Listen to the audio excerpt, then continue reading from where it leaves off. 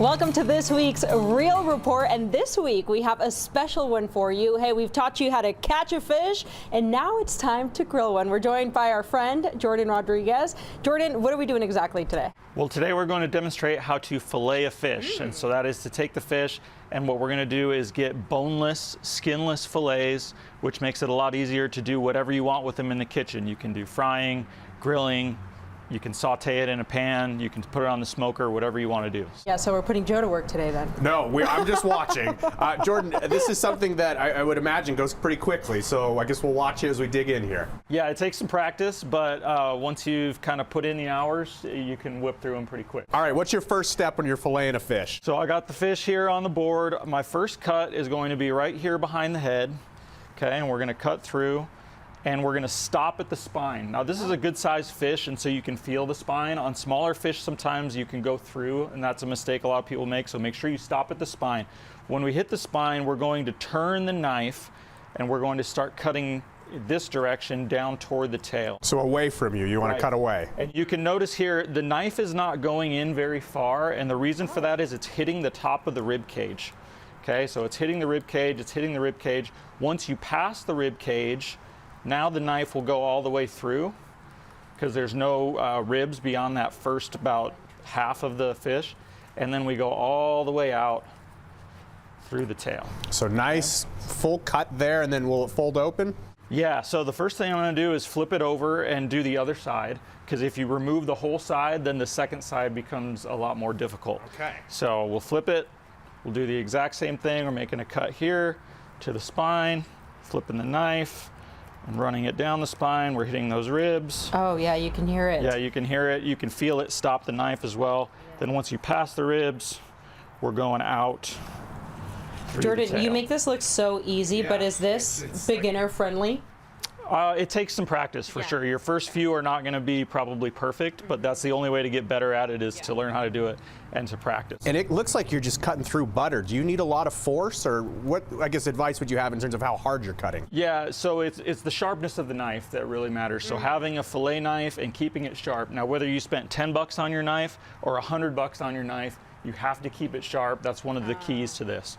All right, so now we're here, and what we're going to do is there's these bones called the pin bones, and you'll be able to probably hear it as we cut through that clicking sound.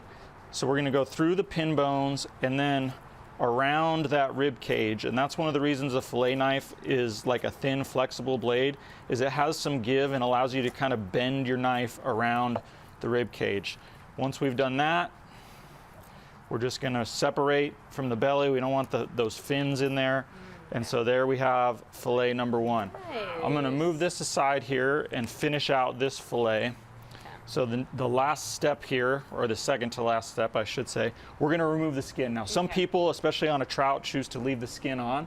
I like to take mine off, and on a lot of species like crappie and perch, you don't really eat the skin, so you would take it off. Does that change the flavor?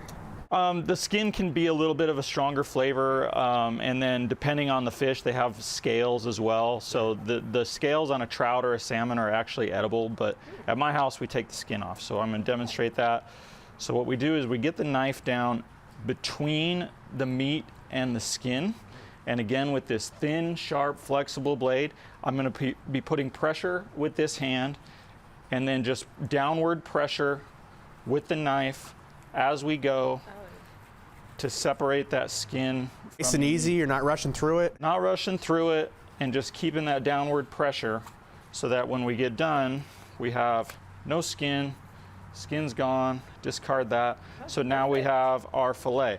Now there is one last thing on a bigger fish like this, those pin bones that you heard us cutting through. On a fish of this size, you're gonna feel those.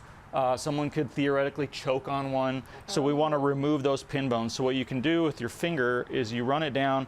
It'll be exactly where the rib cage stopped. That's where the pin bones are. So I feel the last one is right there. Take my knife, cut this. So that is completely boneless right there. Zero bones in that. So what I like to do here on a nice big fish like this is feel those pin bones. So I'm going to say south of that, we make a cut. Now we know that this is boneless, and you can actually get the back strap off. So again, I'm feeling for those bones. North of it also, make an additional cut. So now you have This piece here is boneless. This one with the pin bones in is going to be discarded, and so these now can be washed and they're ready for beer batter, they're ready to go in the frying pan, they're ready to go in the smoker, whatever you want to do. And we would obviously repeat the steps for the other fillet as well.